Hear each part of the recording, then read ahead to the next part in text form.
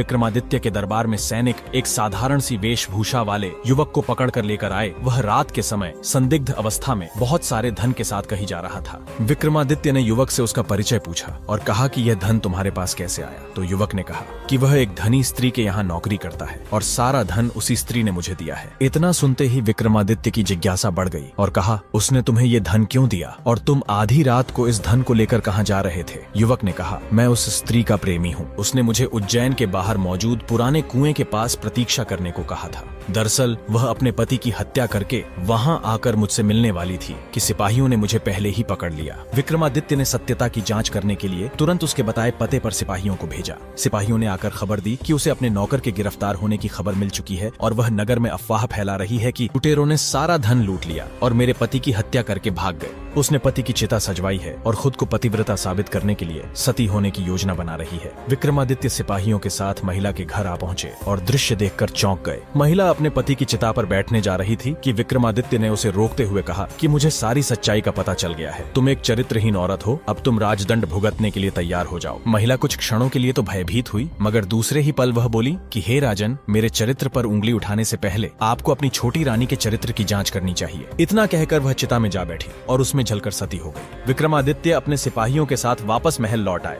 उस स्त्री के अंतिम शब्द अभी भी उनके कानों में गूंज रहे थे। उन्होंने छोटी रानी पर निगाह रखनी शुरू कर दी। एक रात विक्रमादित्य को सोता समझकर छोटी रानी उठी और गुप्त रास्ते से महल के बाहर निकल गई। तभी विक्रमादित्य नींद से उठे और दबे पांव रानी का पीछा करने लगे। थोड़ी दूरी तय करने के पश्चात वह एक साधु की कुटिया में गई। तभी साधु आया और वह भी कुटिया में चला गया। विक्रमादित्य ने कुटिया में जो देखा वह उनके लिए असहनीय था। रानी को साधु के साथ संबंध बनाते देख विक्रमादित्य की रूह कांप उठी। विक्रमादित्य ने सोचा कि छोटी रानी को वे इतना प्यार करते हैं, फिर भी वह विश्वासघात कर रही है।